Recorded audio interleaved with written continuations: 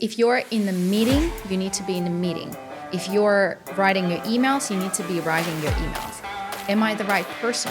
Is my team the most knowledgeable actually to do this project? You're not going in service of the company if you're just saying yes and you actually know that it's not your strength to do it, right? Productivity is elimination process, first of all, not adding. It's, no, this is not useful.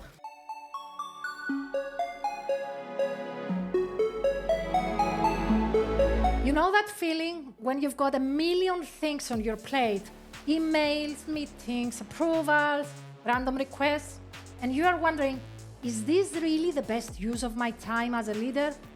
What if I told you you could free up to 30% of your time without dropping the ball, without burning out, and without becoming the leader who just delegates everything? Sounds too good to be true? Well, today's guest is here to show us how it's possible. Welcome to the Leadership in Progress podcast, where we discuss all the things we are still figuring out at work, as humans, and as leaders. Each episode is packed with stories, tips, and real talk to help you build your leadership muscle for better connections, better results, and more meaningful workplaces. Probably 5 people are listening to this, but if you are one of them, I'm guessing you are somebody who constantly learn and grow. And I will do my best to add more value to your journey. Today, I have a guest with me who is all about helping leaders reclaim their energy and their time, not by working harder, but by working smarter. She has more than 15 years of leadership experience at brands like Gucci, Ferragamo, and Levi's, and worked with leaders from Cartier, Dentons, and Citiva.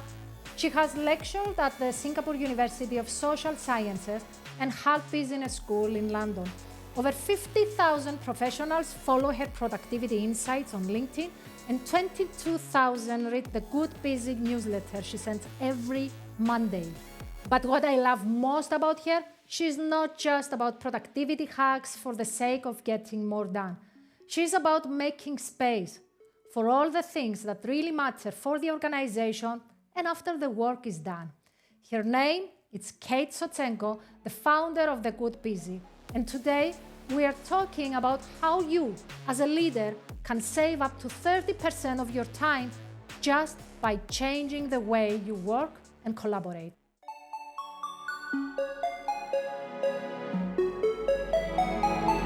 Kate Sotsenko, welcome to the Leadership in Progress podcast. Thank you, Vasa. Thank you for having me. So, what is the mission that you are in? My mission. That's such a good question. A tough one to start with. A tough one to start with. Yeah, let's start with a tough one. I want people to enjoy work. I think, I use this, everybody uses that. I'm not sure that I entirely believe in this sentence, work-life balance. I want to have work-life balance because I think we are separating work from life. And work is part of life.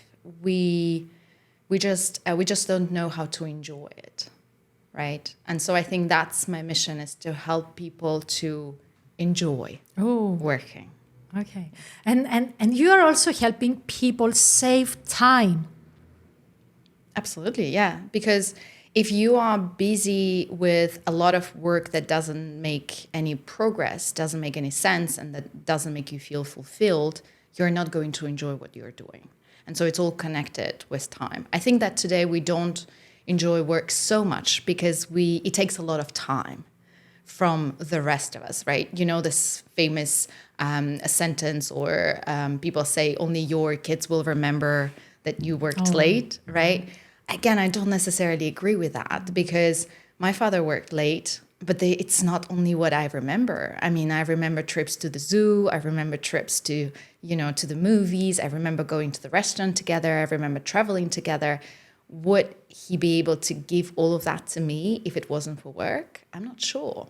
Okay. Right? So what you're telling is probably that even if you don't like your work, you can find a meaning in it? I maybe? think so. Yeah. I honestly don't think that we need to love our work. I think that's great. You're lucky if you do love what you do, but not everyone does. And I also think that it takes time to discover what you love. I've heard, I think, was it last year, I was listening to a podcast and I heard someone say, follow your passion is probably the worst advice that we can get, especially to younger people. Because let's be honest, how many of us are born knowing what we are passionate about? I know very few people who are born this way, but I wasn't born this way. I've tried many different things to understand what I don't like, first of all, and then what I like, as an exception to the rule. Like, I don't like this, but this I love. You know what? Follow your passion is probably an advice that creates expectations, so big expectations, especially for young people. They don't know their passion. I didn't know my passion either. Me neither. and you know what? I loved every single job I did until I didn't. Yeah. And that's okay too. That's also So, okay. I will totally agree with you that follow your passion is probably one of the not very useful advices you can give to young people. Yeah. And I think there is one more, is do the work that you love so that you don't feel like you're working. I also think that it's a bad advice because I have a friend, for example, who turned what she loved into a business and she stopped it a few years later because she felt like she was not passionate about it anymore because it became a job. She enjoyed doing it outside of work before, but now that it became a business, her feeling about it was completely different. And I also think that we often believe that life and work and relationships are a straight line, and nothing is. It's like, I'm not surfing, but we live close to the beach. So I like that metaphor. It's like surfing the wave, right? And sometimes there are waves, sometimes there are no waves, sometimes the wave is big, sometimes the wave is small. And although I love what I'm doing today, and I love working because I enjoy working, I enjoy the process, I obviously enjoy the results as well, but I do have days when I don't want to work. I do, maybe it's Like everyone, like everybody. Yes. And Yes. there are things in my work that I particularly enjoy doing, like having this kind of conversation. So thank you again for having me. I love having conversations with people, but there are other aspects of my work that I don't enjoy as much. So I'm still doing them anyways, because there is no other way, right? And some I try to decrease, or some I try to outsource. So it's like about building that awareness about what do you like, what do you enjoy, what gives you energy, what doesn't give you energy, what drains your energy, right? And it's a journey, just to use that famous word. And we still have to do the work we don't like. I mean, I find myself too when it comes to accounting, and when it comes to That's a perfect example. you know what I'm talking about. Yes, that I don't really enjoy doing it, but I have to do it. And thinking back in my corporate career, I did have some parts of my role that I liked and some parts of my role that I didn't like. So I'm wondering, how can somebody be productive when they have things they like, things they don't like? I mean, what is the secret there? Yeah, I think it's, there is one rule that I really like that I believe applies to pretty much everything in life. That's why, as a recovering perfectionist as well, I think that helps for perfection as well, is the 80-20 rule. So I believe that it's important that 80% of what you do actually gives you energy and you enjoy. Some of them you enjoy less, some of them you enjoy more, but overall the 80% is important. And then there is the 20% that you will never enjoy. You will not make yourself enjoy it, and that's okay. It's only 20%, right? And I think it starts from there, because a lot of people associate productivity with tools, systems. But I believe productivity starts with an internal operational system. And so how you feel about your work, right? And even how you feel generally when you wake up in the morning, because another advice, don't bring home to work, don't bring work home. It doesn't work because we are just one human being and everything is connected. So productivity starts with managing that and understanding, first of all, building that awareness of the internal operational system and managing it, right? So understanding what you're feeling in the moment, what are emotions, right? What emotions does work give you, or did you bring those emotions already with you? There was an article I read a couple of years ago about this company that wanted to understand how people feel at work in a very simplistic and actually fun way. So they put 3 baskets in at the entrance of the office. One was red, the other one was yellow, and the other one was green. And they ask people a question when they arrive to work. How do you feel? What mood are you bringing to work? Good, bad mood, maybe red, right? So, or I'm in a great mood today. And then they ask the same question when people were leaving the office. Ooh. And I think that is so interesting because sometimes we blame a lot of things on work, what is happening in the office, on our boss, on our colleagues, on the project, on the client. But in reality, we actually brought those emotions for a different reason. And I think this is a very simple way to build that awareness. And I think it was a fun way also to build that awareness. Yeah, yeah. I like that. So it's first the mindset and then the tools, huh? Yes, absolutely. So last week, I did a webinar actually with a professor in psychology who is also a founder of 4-Day Week in Sussex. And we talked about that exactly. So tools and AI, because it's a big part of the conversations today, definitely can help. But if you don't understand and you don't solve the problem that starts before that, so what is the goal? What's important? What's not important? What brings value? What doesn't bring value? What creates progress? What doesn't create progress? AI and other productivity tools and apps will not help because who decides what gets in the app? You. Who decides what gets prioritized in that app? You. Okay. Who knows what's the priority, right? What's the measurement? What's important, what's not? You. And the same with AI.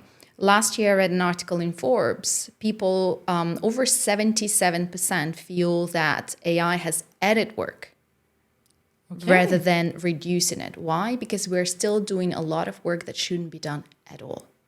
We all know those reports that we're busy with, right? That nobody reads. I have great stories about those.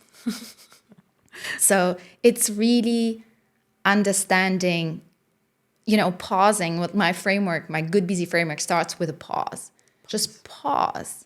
Ask yourself a question. You are currently busy with a report that is not giving you energy, that you're not enjoying. Big question mark. Who needs it? And why? Why? And maybe why? What's the value? And how big has to be? And exactly. And maybe sometimes we get into that trap of perfectionism. And when is good enough something? When is it good enough? And we can send it. And when we should just stick on it and work on the details again and again and again. I mean, when is the time to be the perfectionist? And when is the time to just go with the good enough, Absolutely. But I think that we should 99% of the time go with the good enough. Yes. In everything. When we talk about productivity, right? Productivity can be defined by anything. Right? How do you define it, right? When people today say, a lot of companies today are asking employees to go back to the office because productivity in the office seems to be higher than at home. That's a different conversation. But how do you measure that productivity? What is good enough, right? Just because someone is busy doesn't mean they produce, doesn't mean they are productive. I agree. So what is productivity? What is the good enough? And that's why it's important to define that good enough, right? If everybody has a job description and they are delivering those results on the job description, then they are productive, right? That's the outcome. It doesn't matter if they work 5 days a week, if they work 10 days a week. What's the matter? We're no longer paid. That's an old definition of productivity. We're paid for the 40 hours in our contract. We're not. We're actually giving experiences, especially when you get, when you're progressing in your career, you have a lot more to offer because you've built others new skills. You've have experiences. You've experiences problems that probably someone who's just starting, not that they are not better. I mean, they cannot do your job. They can. But because you've been in a job for maybe 5 or 10 years, inevitably you've experienced things that they haven't yet, right? So you can foresee certain things, right? Then you've maybe traveled the world and you worked in different cultures, in different companies. That's another thing that companies pay you for, right? We're not paid for time. And that's, I think, the mindset that we need to change if we want to work less. So we are paid for the added value we give in the organization and the marketplace. And there is an excellent video from Jim Rohn back in the 70s or 80s. I'm not remember when was that. That he was talking about that if you want to increase your salary or your income, you need to increase your added value to the marketplace. Maybe you're a good person, but you need to increase your added value to the marketplace. So we are getting paid and we become more senior by adding more value to the organization and the marketplace and by solving more important problems. And you mentioned earlier about the job description, and I was thinking while listening to you that, okay, some organizations, they do have very clear job descriptions, and then we have those other organizations, maybe in a transition, small, medium, that they don't have a job for the job description is not clear enough. So if somebody is in that position, trying to do the best they can, but they don't have a very clear-cut job description, how they can navigate their time and energy? It's a very good question. I'll make a small step back before I answer. Okay. So I call productivity a game of decisions. And how can you make better decisions? You need to ask better questions. And that's why coaching is so important, right? And we're both coaches. So we believe in the power of asking questions. We don't ask enough questions today in the workplace. And there is a reference I always share in my content and in the work that I do is think of children. The dialogue between two kids or a dialogue between a child and an adult has over 80% of questions.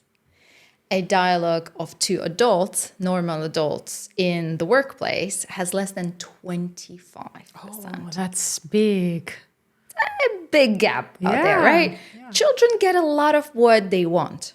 There is a reason for that. Yeah. They are really good at asking questions. And it's a skill that we have since we are babies, because even when we are born, we don't talk yet. We still point fingers. We're curious. We're asking, what is that? What is that? What is that? Then when we become toddlers, right? It's why is that? When? Who? Right? So I don't have kids, but I have a niece and a nephew. So it's a constant, questions. And so I think that a lot of people don't take time in the workplace to ask themselves this question. So coming back to your question about the job description, we're talking about companies, right? When you're working alone for yourself, it's slightly a bit of a different story. But if you're working for a company, it doesn't matter if your company is a startup, if we're talking about a big and established company, it's still important to know what's the value that I was hired to bring. And that value is your job description. The problem with the job descriptions today, number one, they are written as to-do lists. They're not written as outcome or value. And that's already confusing. That's why we're stuck with endless to-do lists. If we have very, very clear-cut job description, that is not good either, because then, okay, I tick the boxes, I've done what I had to do. And then how do we, think of outside the box? How do we add value beyond the boxes, beyond the list? Exactly. That's why we need to make them more outcome-based, more value-based, because we talk a lot about this independence, right? And less micromanagement, let people thrive and grow in the company. Well, then we need to tell them where are they going? So that's the what, the destination. That's the value that they need to create. Why they're going there, that's the driver, the engine, if you want, of the car. And let them do the how. If somebody today is skillful in AI to do an amazing job today in an hour, fantastic. Great. So what you're saying is that also for the organizations to promote the best out of people, to promote productivity, is for them to change how they have their job descriptions written. Yes. And instead of just having tasks on them, Yes. have outcomes on them. Absolutely. Yes, because we don't hire people for to-do lists. Yeah, That's done. That's done. Yes. That is easily replaced with Yes. AI the next years already. Yes, exactly. And so I also read another report. I think it was a study in the US. People were asked to compare their current job descriptions with what they were actually doing on a day-to-day.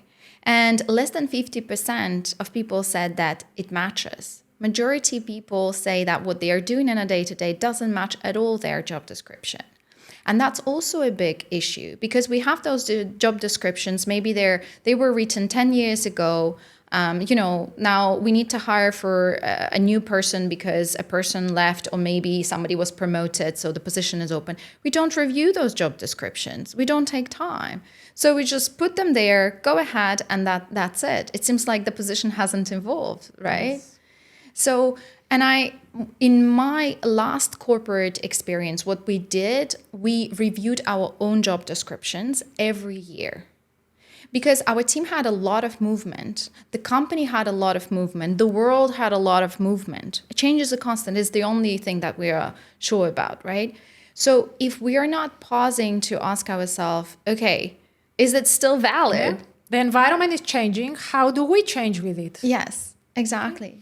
You mentioned, Kate, earlier about time and productivity. And it's not just about productivity. I don't want our audience to feel like, okay, let's push them to be more productive. Yeah. Or it's about managing my time, managing my energy, being able to feel productive, but not in a sense doing more and doing harder work. So you mentioned earlier that managing time is a game of decisions. Mm-hmm. And I'm recalling that now my sessions with my clients, and sometimes people, they come and they say that they call themselves people pleasers. Yeah. Yes. I want them to like me, so I often say yes to things that they are asking. So how is this yes, no, the game of decision is played? And how can we keep the balance between us and people liking us and, not saying yes to everything and no to us? I think it starts with changing that mindset that productivity is about more. That actually what helped me. I was taught and educated, and I think most of us, especially, in the similar age group, let's put it this way, and still maybe now because all the media headlines and all the tools and AI, you'll do more, you'll go faster. Oh. But to me today, not in the past, but today, to me, that's not productivity. I changed when I started thinking, when I was playing tennis, I trained to become a tennis pro for 10 years. I didn't, but that was my life. I had days when I would wake up at 7 a.m. and be home around 10:30 and 11 p.m., but I didn't feel overwhelmed or worked or overcommitted. And what I realized is that the difference was the speed. When athletes work, because they do a lot of hard work as well, they don't focus on speed. They focus on quality, because quality creates progress. And that's all that matters. But when we are in business environments, we focus on quantity and speed. We focus on more and going faster. And that's the first thing that we need to change. That's number one. The second, it's coming back to your question on pleasing, right? I had someone tell me or ask me, probably would be the right word here, how do we feel comfortable asking more questions and make sure that people don't feel challenged, right? Because today asking questions feels like I'm challenging my boss. I'm challenging that person. Well, it's very simple in my opinion. What's wrong with asking questions? We're just having conversation. We are in a telling culture. Do this, do that, right? And we just accept this. We don't have conversations anymore. And not only we just accept it, but I found out that sometimes we just say yes without realizing what the commitment is, only to realize later on that it's not a 30-minute thing, it's a 3-hour. Yes. And I need to do this and this and that, and I have all this unknown environment, and we don't clarify from the beginning. So we say yes to something that initially looks, easy and fast and small, and then we realize that just because we don't ask questions back, to the person that gave us the task. Yes. And to your point also, in terms of commitment, right? If somebody asks us if we have time for a conversation later on, as you're right, how a good question or a very simple question would be how much time do we need to discuss what we need to discuss? And other questions, what exactly do we need to discuss, right? And I always highlight that word exactly, because very often then, it's very hard for people to streamline and spotlight the exact conversation that we need to have, the exact topic. And what that's a very practical tip for people to understand. If you know that you're going to need 30 minutes or 1 hour, you need to add time before and after.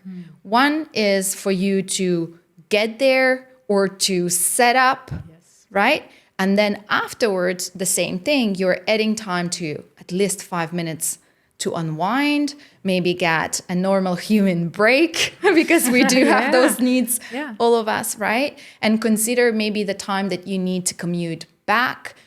That's the time you're giving now to that person, right? Even when it's in the same office, in different conference room, we see people adding meetings back to back, and then they don't have even time to move from one place to the other. Yes. Not even, I like to call this buffer time. You need buffer time in between things. Maybe to predict a delay, maybe, maybe just to go to the bathroom. Yes. Human needs. Human needs, or just make a coffee or something. Yes.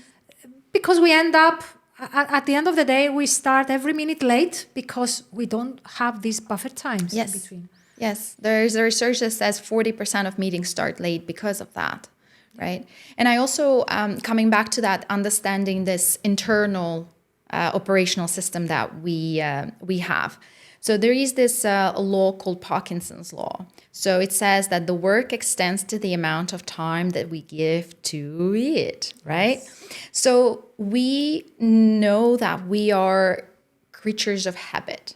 And that's why look at your phone, your iPad, anything, your computer, Outlook, Google, Mail, whatever you use, they're always defaults, right? Those 30-minute meetings, 60-minute meetings. And we tend to default to them all the time because we're creatures of habits. It's easy. We don't need to ask questions. We don't need to pause, and the speed is fast. So we're bloop, bloop, bloop, right? That's it. Done. 60-minute meeting scheduled. But in reality, the question is, what's the goal of the meeting? What's the outcome that I want to have? Do I need 60-minute? Or maybe it's actually a 20-minute conversation. Or even if you think that you need longer, I always suggest to experiment. Instead of having a 60-minute meeting, shorten it to 45. What it does, it adds a little bit of extra healthy pressure of time. And when you have that pressure, you can use You can benefit of the Parkinson law, so you actually can do the work in the less amount of time. Because when you have pressure, your focus becomes sharper. And when your focus is sharper, you use less time to achieve an outcome. So let me rephrase what you said, because it's very important for our audience. So what you're saying is that if I have less time, sometimes my thinking becomes sharper, my focus becomes sharper. So I guess the same counts for the deadlines. Yes. Sometimes you have too much time to Yes. do something. Let's say I have 2 months to do something, and I procrastinate by the last week, Yes. or maybe the last 2 days. Yes. So the solution to that might be to have shorter deadlines and not longer. Absolutely. So imagine, I think we have all been there. Tomorrow you're going on leave, holiday. You're extremely productive last day. Finish everything. Finish everything. Every single detail, because you want to run, you want to live. Yes, Exactly. yes. Right. Definitely. Exactly. So that's the Parkinson law, because you are basically giving yourself that healthy pressure, right? And you become focused. Your focus is very sharp. And when you're focused, you're less distracted and you're more likely to finish work within a more limited amount of time that you have. And then I guess there is a minimum on that. You cannot just reduce Absolutely. until. So just having in your mind what is the goal of that, and how much time do I really need? Yes. And then the other day I was thinking the other thing that it's very relevant to that. We have people that when they get in a meeting, they are very task oriented, and they start with, hey, okay, let's start. This is the agenda. Let's move on. And then we have other people that they are more people oriented. They want to chit chat in the beginning. So, and they want to discuss, hey, how was your holidays? Or how was it yesterday? What did you do? Did you went to that beach? Did you did that? So I guess when you plan a meeting, you need to take into consideration which are the participants. Yeah. And maybe if it's not the one or the other, we don't choose or we don't, it's our preferences. Yeah. So if you have to do with a people's person that they like to chit chat 5 minutes in the beginning, have that in mind and provide for that, maybe. Yes, absolutely. So my Good Busy framework has 5 steps. It always starts with the end in mind. The second step is the preparation, what I call rewind. So if I use the metaphor of remote control, because we all use this remote controls on a daily basis. Then you have the forward, which is a game plan, the strategy. For a meeting, for example, that would be the agenda, right? And then you have the play, which is the monotasking part, because we tend to multitask a lot, especially in meetings. And then the last step is step number 5, is the replay, is the reflection. How did it go? Did we reach this outcome that we were set to reach or not? What can we do better, right? And so a lot of times when coming back to the meetings, when we set meeting, we open our calendar, we book that, we choose that 60-minute slot. We don't even think about the outcome. We don't think about the agenda, what people need to prepare. We immediately, the first thing that we do, we just try to find a slot. We need to do completely the opposite. What's the outcome, right? What people do I need to invite so that I can achieve this outcome, or we can achieve this outcome? If I'm inviting these people, what do they need to prepare? Coming back again to athletes, 80% is in preparation. Every single athlete says that that's the number one thing that they invest in, right? And then based on this, you write your 5-point agenda. I always say, just be very mindful how many points on the agenda you have. And only then you can estimate more accurately how much time do you need for the meeting. It's okay to have 2-hour meetings if you need to, because that could be brainstorming or strategy, anything. That's absolutely fine. But it's also okay to have a 5-minute meeting. What you're saying is that you begin with the end in mind. You're starting to thinking, what is the purpose of the meeting? Who do we need to have in that meeting? And then what is the outcome, the points of the other agenda, and then practically estimate the time. Where now we say, okay, we need to meet about that. Who are going to be in that meeting? Okay, Kate, it's nice to be there. Vasu was involved in that. Bring Vasu as well. And then we invite a bunch of people. Yes. We don't need them all. Absolutely. But sometimes because we are afraid of maybe the responsibility, maybe if Kate is there and she listens to something, she can step in. Mm-hmm. It's good to know. Mm-hmm. Yeah. And I remember I had a client that I asked her, how many meetings you have every day? And she told me a very big number. And I said, okay, and when you do the other work? I don't, in between, or after meetings, or, you know, in the Sunday, or in the evenings, and we end up by, okay, if the people that is inviting you, it doesn't do those 5 things, you can ask them, yes, what is the purpose of the meeting? Yes. What do you need me there for? Exactly. Am I the right person?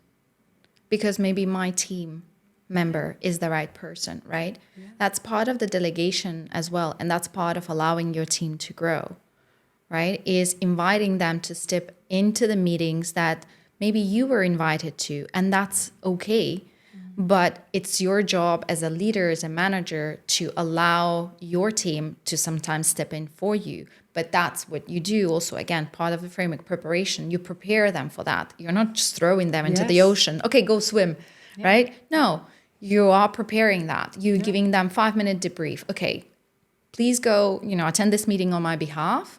If there is a conversation around this, this is what I suggest. If there is a conversation around that, that is what I suggest. That's also part of the preparation. Yeah. And also delegation is an investment. You need to slow down. To speed up later on. You need to invest. It's like an investment you put in in real estate. Yeah. You don't buy the real estate and then next day you say, okay, now I need my profits. No, you invest your time, you invest your energy to people to receive later on the profits. Yes. The benefits. Exactly. They are stepping in, their ownership and everything. Yeah. But we miss this very important part of the beginning, and we just delegate very fast. The other person, tell me about that. Tell me about delegation from the side of the leader, the manager, and from the side of the employee that receives something. Mm-hmm. How can they both save some time delegating correctly? Yeah. So I believe that delegation is not just about delegating to your team. There is much more to it. So there are 3 levels, I would say, at which we delegate. We delegate to our team, we delegate to our peers as well, and we need to learn to delegate to our own manager. So I think, once again, that's part of preparation, because nobody teaches us how to do that, right? We kind of are taught, we become a leader, we have a team, delegate. Right? What, how, why? I don't know. I think the number one, coming back to those 3 levels, why is that important? I think, first of all, and to use maybe Simon Sinek's words, right, we are in charge of those who are part of our team. So when you are in charge of something, and leadership is not about task management, it's about people management, right? So you need to find time to mentor your team, to coach your team, to train your team, right? To also allow your team to take risks. So that's all part of the delegation to the team.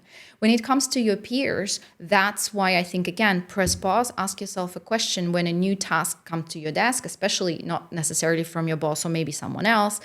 Am I the right person? Is my team the most knowledgeable actually to do this project, right? Maybe there is someone else, or maybe that needs to be combined. We need to combine forces with another team, right? Because we tend to say, I cannot say no. Well, you're not going in service of the company if you're just saying yes and you actually know that it's not your strength to do it, right? You need to bring people in who actually have the strengths to perform these tasks or to lead this project, right? And then when it comes to your manager, the same thing. If your manager is helping you to grow in the moment, that's why they are asking you to step in or take this decision, that's fine. That's a conversation. But you also need to be mindful when there is just like a task dump, right? Because every single leader suffers from decision fatigue today. And so now delegation became a task dump instead of actually being purposeful, intentional delegation. So you need to ask yourself a question, is this task worth doing, right? Or is this task actually your responsibility? Or is actually your manager's responsibility? One of the very simple examples would be if your manager, your leader, your team leader, asks you to make an announcement to the team, but you are concerned by that announcement as well. So is that the right thing to do, right? So when the announcement is positive, well, it's going to turn, how you are going to look, you're going to look positively because you brought a positive news. If it's something negative, if you are constantly the one announcing the negative things, how is your team going to see you? How your colleagues are going to perceive you, right? What is your manager trying to escape, right? And why they are trying to escape it. So how you deal with, saying no, it's difficult. Yeah. Yeah. So if your manager delegates something to you, and how do you say no to them? I mean, it's not that easy, and then it's not. And again, from the side of the manager, the leader, it's not easy to always receive a no. Yes. Because sometimes you just delegate something, and you have people saying, "Why me?" Yes. Why me? No, give it to Kate. Why me? Why should I do this? This is not in my job description. This is not nice either from one side or the other. So how do we balance this? I think when it comes to yes or no, once again, I don't believe in defaults because everything is contextual. If you have a personal goal that is maybe you want to get a promotion, maybe you want to show your manager that you are capable, well, you are going to accept certain things that are maybe not part of your responsibility right now because it serves your goal, right? You want to grow professionally, you want to achieve that, you want to get that promotion, you want to move to the next step. Then that's the answer is going to be very different. When you are fine where you are and you simply want to be able to manage your workload better, this is what I used in my work with my manager is say no without saying no. Say no with questions. Once again, we assume that our manager knows exactly what we do and how much they have put already on our plate.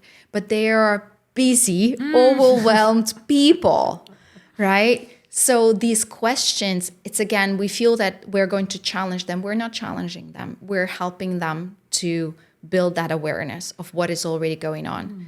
And so when you receive this new task and the request is, please do it for tomorrow, well, you ask, sure. So I have this task for tomorrow and this one that you've just asked me for. Which one do I need to prioritize? Because based on my availability or on my resources in the team, time, whatever, different types of resources, right? I can only do one, right? Which one? Oh, good point. Okay, prioritize this one first. Right? We don't ask those questions. And I didn't say no in this example. I just ask which one. Okay. I'm fine to do anything. And maybe extend to the other one. Is it okay if I deliver the other one on Thursday or on Friday? Or we don't negotiate. We just go on the default, yes or no. I cannot say no to my manager, so I just say yes. But there are so many different other options that you can negotiate or ask for clarifying questions. What if questions, right? What if questions? What if I did it for next Monday? Would it be okay? And maybe they say, yeah, just fine. That works as well. Because they didn't put too much thinking into the deadline. Or maybe they say, you know what? No, that's very important because we have this client meeting. And they explain why. Yeah. So I guess we need more slowing down in the beginning again. Yes. To speed up later on. Yes. Because the other day I was in another company. One department gave a draft to the other department to start working on something. And the constant complaint was that they don't give all the information. So we have to do all the work and then change everything again from the beginning. So again, slow down in the beginning. But we don't have time to do it, probably. Yeah. Yes, but how much time do you miss at the end in the going back and forth? Yeah. and throwing work out of the window. Yeah, exactly. But it's a very good example because they do not give all the information. I think, again, productivity for me is very internal, right? And in this example, there is self-serving bias at place. And what is self-serving bias? Is that when things go well, we pat ourselves on the shoulder and say, well done, I'm doing a good job, right?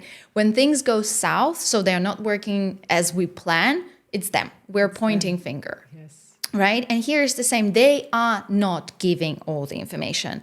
Flip it. What's my role in it? Have I asked? Have I explained what's needed exactly for me to perform this? Right? So because we're trying to, I think it was Brian Tracy who said 80% of our circumstances is within our control, but we're focusing on the 20% that we can't change.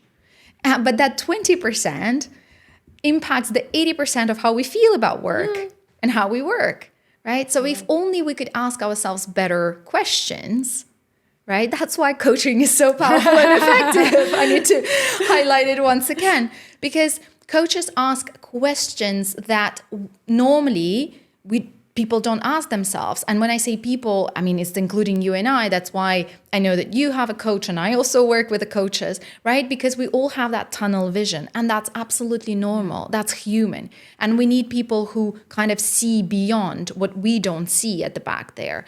And that's because questions are extremely powerful in that way. They make you see things that you don't normally see. And when you manage to see those things, your path of what work do you need to do and what work do you don't need to do, because productivity is elimination process, first of all, not adding. It's, no, this is not useful.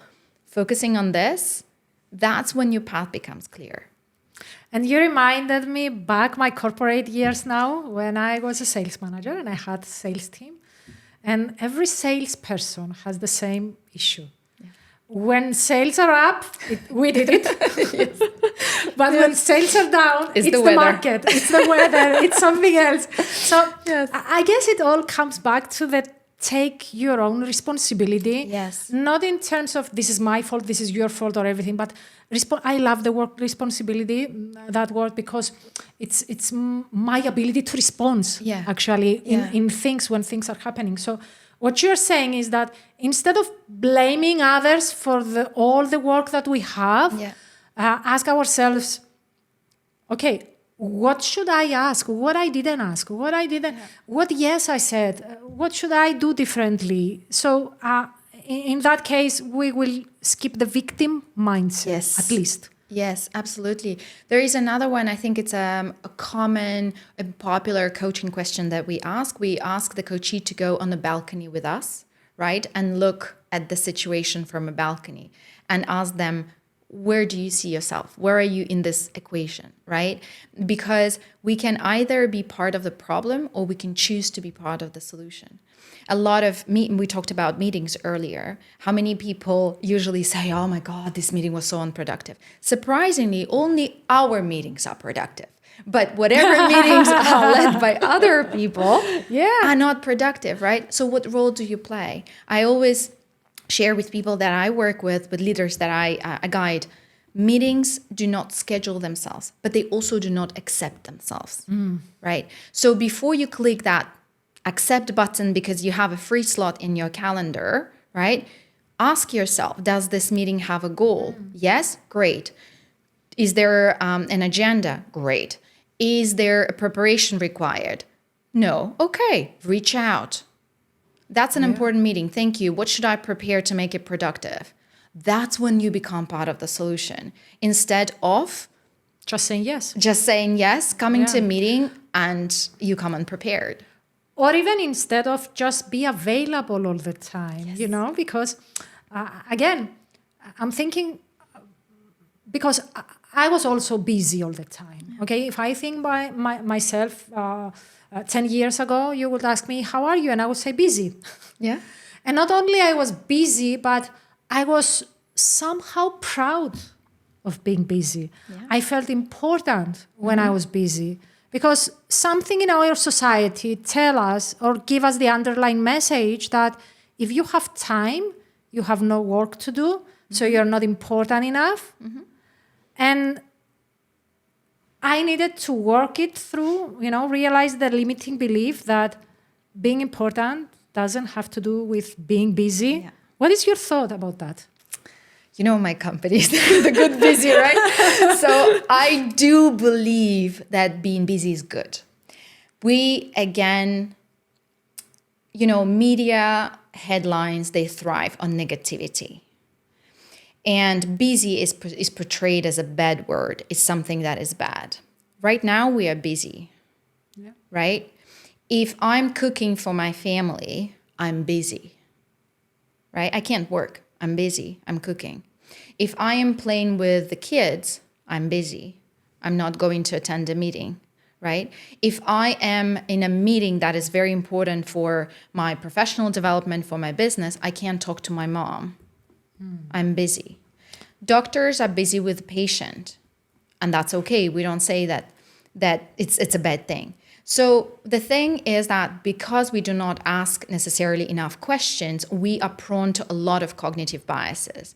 And this one could be an example of bandwagon effect. It means that we jump on trends, we jump on beliefs that are not ours. I used to be just like you, and I still am. When people ask me how I'm busy, but I'm great. I mean, I'm busy, I'm thriving. Look at, for example, artists, music artists. If they are not busy, that's the worst thing that can happen to them, right? They are constantly looking for a job, for gigs, right? And I think that we need to switch that mindset, because if you go into, this is what I did. I went to the dictionary, good old dictionary, and I asked, what does busy mean? Occupied, being focused on one task, not being able to do something else. That's what busy means. You can be busy reading a book, you can be busy swimming, you can be busy working out, you can be busy with anything. I believe that the problem why busy became bad in the workplace, because no artist talks about being busy is bad. No athlete says that being busy is bad and they're working hard, right? But the problem is that athletes do not multitask. They monotask.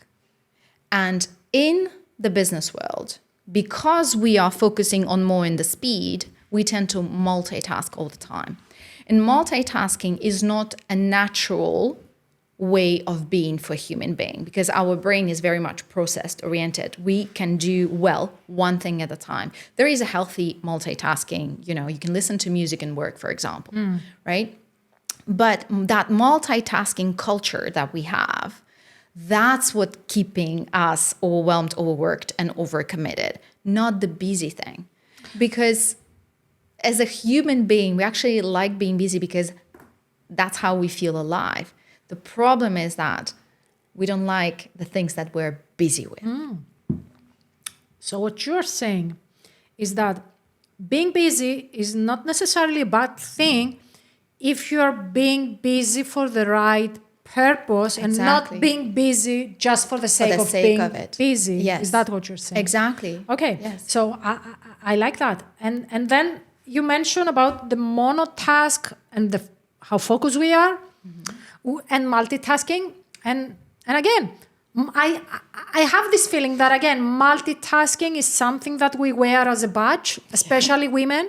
Yeah. We feel like, okay, I'm doing everything and I'm doing everything good. Yeah, that's our superpower.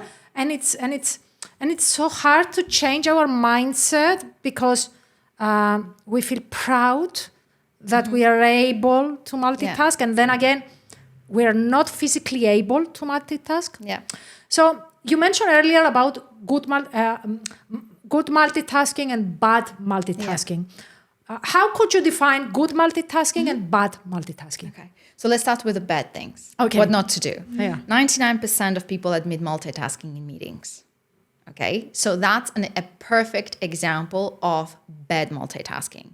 Because if you're in the meeting, you need to be in the meeting. If you're writing your emails, you need to be writing your emails, because we have this thing that's called attention bias. We only see and notice things that we focus on. We can't give focus to two things at the same time, right? So that's why, because we multitask a lot in meetings, we feel even more that meetings are unproductive, obviously, because we don't hear what's going on there, right? We don't Yeah, we're ask not enough there. questions. Yes. We're not there. Yes. And then we go around the office. If you're working in the office or if you're working from home, you start chatting. Okay, what did he say? What did he mean by that, etc. Right? So we don't ask enough questions because we are not present. That's a very bad example of multitasking. Taking your laptop on meetings, No, very bad. Exactly. Put your, if you are working from home, for example, what I do, I put my phone behind my back on flight mode, right? And so this way, if you're in the office, if you can keep your computer closed, because sometimes you have maybe preparation there, that's fine. But until you need to show or refer to that prep work that you've done, maybe a report or something, keep it closed. And I know AI notes are very popular, but as much again, I think AI and definitely can help us. It's a tool, it can help us, but we need to be aware of things that are not helping us. Outsourcing note-taking is not helping you to be focused in meetings. Why? Because when you outsource, your brain becomes lazy. Yeah. You're not listening anymore. I don't need to listen because AI is taking notes And for then me. I have a task to read everything again, which is it's much more, Exactly. difficult. So when you're taking notes by hand, you actually are more likely to be present. So your focus will increase, right? You are optimizing your focus levels. You are more likely to find gaps in communication. When people say something, you start wondering, what do they mean? So you're more likely to ask questions, right? And so then when you receive the answers, you are more likely to start very quickly make meaning of what is going on. So you're processing much faster.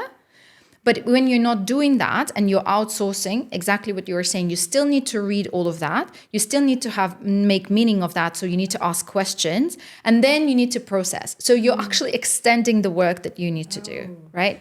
And then the time passes without realizing what happened. Yes. And then I guess you enjoy less also, because now I am fully enjoying our conversation, Yes. but I have this awareness that I am 100% Focused with you. here. Yes, yes, And you feel heard and I feel heard, Yes. and we produce something good together. So I hope so. Yes. Me too. I hope so. Useful, yes. I hope this is adding value to our audience. So, okay, what else? What in terms of bad multitasking? What else? It's bad for our focus and concentration and time management. Another very typical example that I think will resonate with everybody is when maybe you're working on the report or another presentation, sales speech, for example, to take your past experience, is when you constantly refer to your inbox, right? There is this notification constantly. Yes. The number one thing that I recommend, and it's the simplest way, you don't need another app for this, you don't need an AI to increase your focus, turn off those notifications. Yes. And when people tell me, but what about the urgent emails? Okay, I always ask one thing. I don't know if you know this one, but that's the one that I always ask. I say, well, okay, imagine this. Your house is on fire. Are you emailing the firefighters? I'm not. Or are you shouting? Are you calling? I'm calling them, right? Yeah. So this idea of urgent emails is very self-inflicted. I like that. And when people are coming back with the answer, but what if? And it's the FOMO, it's the fear of missing out. Something will happen, I will not figure it out, and I will take the blame, and blah blah blah blah, and all this stuff. And I love your question, and at the same time, I always ask, also, okay, in your position, what is expected? What is the time frame you expected to respond to an email?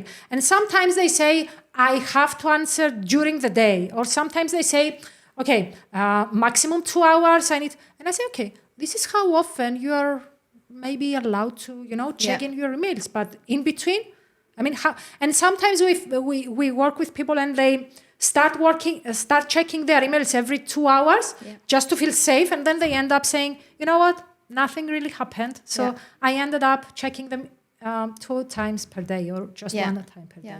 But you're touching on a very important point. And again, in my framework, that's the step about preparation. We forget, we made out of email our work. But email is just a communication tool. It is not work, right? So I read this book by Cal Newport, World Without Email. And he gives interesting stats there. So before the you've got email era, we used to spend about 40% of the time in meetings and 20% doing the desk work. And then there was obviously something else, right? Depending on the job and the context. But when we entered the you got email era, those percentages flipped. So instead of actually talking to people, we decided we can send an email.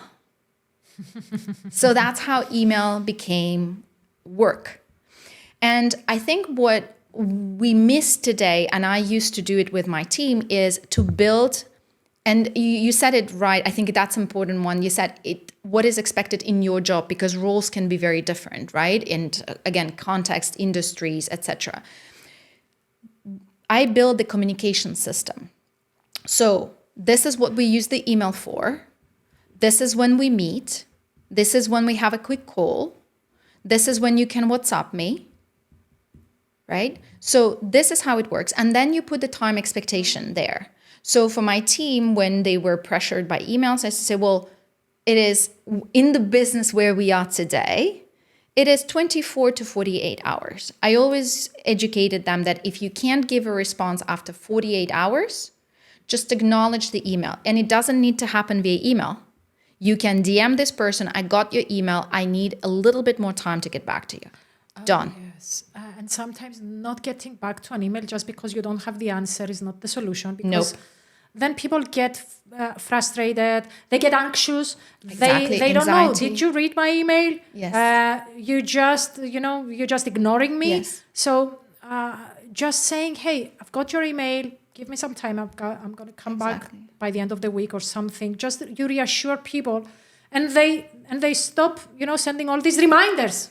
Absolutely. Because they feel anxious. Yes. Are you on it? Exactly. You're not on it, Yes. and people send reminders out of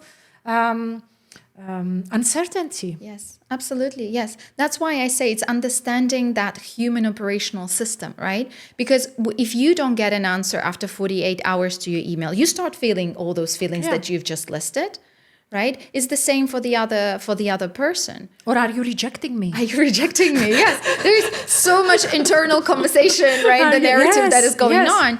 Yes. So yeah, it's really, sometimes I think I was writing my newsletter yesterday, and I was thinking to myself that a lot of, when we talk about work, it's not really about workload management. It's a lot about emotion management. Yes. And so before emails, you mentioned 40% of the time was in meetings, and then 60% was actually doing the work, and now it's completely different. And I'm thinking that something that might improve people's time is building trust with people. Yeah. Because half of the emails that we send them to cover our ass, our position. Something will happen. I will take the blame. Let me just put it very clearly here in 2 pages email that this and this and this and that, just to be covered in case. So even that, the lack of psychological safety, the lack of trust in the organization can reduce productivity and increase consuming time in unnecessary things like sending emails here and there. Yes, absolutely. And that's why, I mean, again, every task needs to start with the end in mind, right? To your point, to how many emails we send. What's the purpose of this email? If the purpose is to document, that's absolutely fine. But then you do, it's how you document it. You can also send, 2 pages to A4 pages email, or you can put bullet points, or you can document it somewhere else and just put a link there, right? So that people don't have to read a lengthy email. But to your point on trust, I think when it comes to leaders, and coming back to what Simon Sinek says, you're in charge of this people. Well, you're in charge for good and the bad. Right. And so I think that giving that safety, that no matter what is going to happen, you're still going to be that wall that they can, feel protected by, or I think that's very important. And I want to tie into what you said earlier about the good enough. For me, the good enough concept is really the most important concept that we need to embrace in our life for everything, including our job, because we often talk about bad managers, that's those headlines, they go viral, right? But what is a good manager? Because a good manager for you would look very differently from a good manager for me. And that's why it's important to define that good enough, because nobody is perfect. And that's why I work with mostly mid-senior leaders. That's why many of them feel so much pressure, because they have the pressure from the top, the executives, right? And they have the pressure from the team to be that perfect manager for every single person, right? But the reality is that we are just human beings. And the question that I used to ask to my team is, what are those 2-3 things that I need to give to you on a daily basis so that you believe that I'm a good manager to you? So align on expectations. Absolutely. What is it that no. Yeah. And I remember the equation of happiness. You've Yes. heard that? Happiness equals expectation minus Yes. reality. Yes. So align on expectations Align will on make expectations. people happy, I Yes. guess. Yeah. For me, my definition of a good manager for me, more or less throughout my corporate career, was always the same. I needed 2 things. So the first one was I needed to learn from that person. It doesn't matter what it was. Sometimes it's a skill on the job. Sometimes it's reporting skill. Sometimes it's human skill. How does this person interact with top management, right? Politics is a skill. We all know that it exists, right? So as long as I'm learning something from you, I'm good. And the second for me was, you need to protect me. No matter what I do, because if you want me to be at my best, I need to feel comfortable and safe, as what you mentioned earlier, to take risk, to take initiative. I'm a human being. I will make mistakes. No matter the mistake I make, I need to know that you're there for me no matter what. And then we'll have a teaching moment, right? Yeah. I'll learn something, again, from you and from the whole situation. And so I used to communicate those to my managers. I used to say, well, be there for me. No matter what I do, please be there for me, because for me, that's very important. But then all the rest, I would say it's a trade-off. Yeah. Right? Because if you feel safe, and it's not safe, it's like you feel like the other person cares enough to actually do the work with you. Or, it's not only about protection no matter what, because sometimes we have those employees that they don't want to be there. They don't want to, and they do harm to the organization, on purpose. Yes, exactly. We don't. But I like what you said, because if you feel safe, and then you are more open, maybe you be more innovative. Yeah. Maybe you be more creative. Maybe you try new things, even though you know that not everything will succeed. Yes. So, Kate, I am a manager, I am a leader, and I come to you, and I say, of course, everything that we said so far is very useful, I think, for people to actually save time. But I come to you and I say, I'm extremely busy. I don't have time for my family. I work on Sundays, work in evenings, and I need you to help me save some time for my important tasks and my life. What are the most usual things that you observe? So I start usually with an exercise that I call the Good Busy Wheel. So it's inspired by the Wheel of Life exercise, but except that I put the areas that are linked to work. So, what are those areas? So we have goal setting and tracking. We have organization. So like file management, for example, communication, that's part of the organization, right? Communication system. Then we have email management. We have meeting management. We have team management, upward management, because that's your boss. Very often that's a big one where busyness hides. Yeah.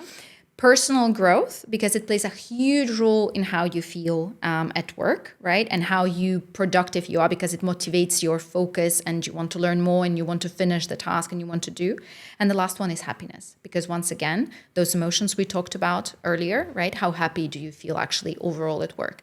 So I think the first step is building that awareness. Where does your busyness hide? Because all these areas are connected, just like on the wheel of life. Everything is connected. One can impact the other, and you can't. There is no point of working on 8 of them together. So we'll pick 1 or maybe maximum 3, and we start moving, in that direction. But how do we define the direction? We start with the good enough. Okay, today you're busy, today you're working until 9, you're not seeing your family, you're working on weekends. Fine. What's the good enough? What's that good enough of the ideal work-life balance today?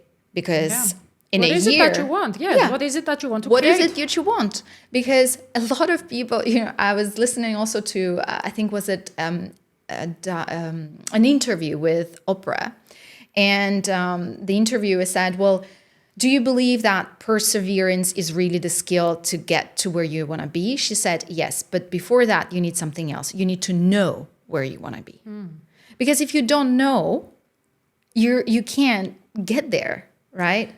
And you know what? Sometimes helping people realize, okay, if I have most time, what I want this time to do it? I mean, is it to upgrade my tasks and be more strategic? Yeah. Is it to coach my people more? Yes. Is it to just relax? Yes. Is it to spend it with my family? If you have more time, what are you going to do it? Absolutely. Yeah, that's a good point. We say that you can't find time today because you don't know what you need the time for. Right? So a definition of the good enough is very important for you to find the time for. And it needs to be very specific. And that's why I always highlight that word exactly. Because you want to spend more time with your family? Fantastic. What does this look like? 1 family activity a week. Okay. Or 1 family activity every 2 weeks. It depends on the person, right? And you have that measures of success, those milestones, those things that you want to... Yes. Consistency, a lot of people think that consistency means every day. Consistency doesn't mean every day. Consistency can mean every day. It can mean twice a week. It can mean once every 2 weeks, or it can mean once a month. Yeah, because not everybody has the same needs. Yes. For me, for example, if I have like work-life balance in terms of time, just split the time, I will be miserable. Yeah. But what do you need the time to do it, And let me tell you what I tell to my friends when it comes to time. Before, I didn't have time for anything apart from work. Now I say, when they ask me that, I have time for everything if everything has their time. Yeah. So nice maybe one. you call me for a coffee to catch up, and maybe I say, okay, let's meet in 2 weeks, Thursday at 10 o'clock. Yes. How is that for you? Yes. Okay. Maybe I cannot see you every day, but I make time for you. And this is what you're saying with the good busy, that being busy, okay, but be busy with the right purpose behind it. Intention, yeah. And you mentioned, I like how you framed it. I'm not sure I will be able to repeat it, but that I have time when this thing has the time for it. Yeah. And that means that you're blocking time in your calendar. A lot of people today, when you open their calendar, they only use the calendar for meetings. But your calendar needs to be the reflection of your life. And many think that it makes your life rigid, too structured. But in reality, it gives you the flexibility. Because instead of searching of information in your head that you actually agreed with a friend to have a coffee on Thursday at 10 a.m. and then actually you have a doctor's appointment on Friday at 5 p.m., you have it just in front of you. And because we said change the constant, things will pop up. But when you see them in front of you, you say, ooh, I can move this one. Yeah. This one You fits just here. play Tetris with them. Tetris game, yes, Yeah, that's you what I change call it. it. Yeah. Tetris change game. them. That's how you kind of operate it. And I believe that the only tool we talk about productivity and AI and apps, the only tool that you need, you have it. It's your calendar.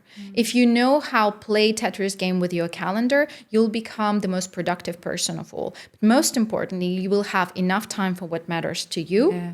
And you will eliminate so many things that are not worth doing because you do not have space to do them. Yes. Right? Yes. And here's what pops up to my mind right now. We talked about external distractions, notifications, phone calls, everything. And then we have all these other internal distractions. Our mind pop up notifications saying, you should do this, you should do that, you should do the other thing. And what we notice is that when we put things on the calendar, we stop thinking about them because now we have saved time for them. Yes. It's like booking that appointment to the dentist. Yes. Until you do it, you think about it. And Yes. then once you do it, you just forget about it. Yes. It's there. It's done. Absolutely. And that's why, for example, I think that could be relevant for the audience as well. When you go to bed, sometimes when you've been working the whole day and you're still thinking about something, that particular task or that question pops up, or like, I have to do that tomorrow. I always recommend people keep a notepad next to your bed and just write that down. Just write whatever is there, write them down. Sometimes I still now have, like, I go to bed and I start thinking, I need to do this, I need to do that. And I turn on the light, I write everything down, and then I go to bed. If something else pops up, because it's possible, I do it again. And I do it until I clean it. I just put it.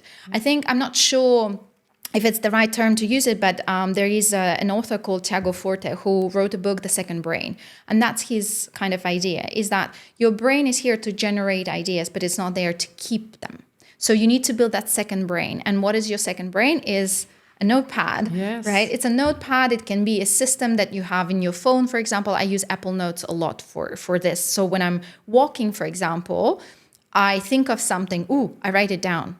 Download everything. Yes, I download it. Because otherwise it's very hard to then look for it all the time, right? But if it's there, you can immediately refer to it. Or if it's something that you can schedule right away in your calendar, then, your phone is always with you. That's the reality of our life today. Just schedule it right away. And it's really helpful. And I truly believe that your calendar very much reflects your life and how you feel as well. Yes. That's why also for the calendar, if that's a good tip, I recommend to have colors, but not make it a rainbow, because many people make it a rainbow. I say rainbows are magical when it comes to nature, but it's not magical when it comes to you, because a lot of how we, so our actions are guided by we're emotional human beings, emotional creatures. And so our actions are guided by emotions. And how do we feel emotions? A lot of it is because of the visual cues. Right, that anxiety that you mentioned about those pop-ups. Technology is very good at studying humans, right, and how we operate. We feel it because when we see the pop-up visually, there is 80% chance that we're actually going to click on it. But when we just hear bing, there is only 11%, right? That's why removing those notifications, those sounds, and clearing, it will help to clear that internal noise that you were mentioning. So in terms of colors, I recommend to stick to 3 colors because it really helps you to see the so-called work-life balance in your life on your calendar, right? So I, for example, have one color for work. For me, it doesn't matter if it's a meeting, it's a focus work. It's work. That's it. Then I have one color for my family, well-being, traveling, friends' time. So usually I use yellow because it's a bright color that gives you great emotions and joy, right? And then I have another color that's all for learning, right? It's something that I'm learning, something new. So for example, my coaching is something that I consider as learning.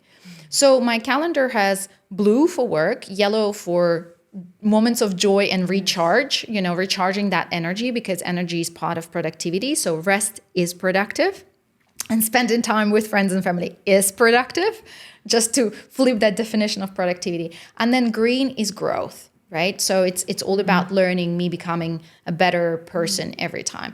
And so this way I can see that it's not just work. Yes. It's everything together.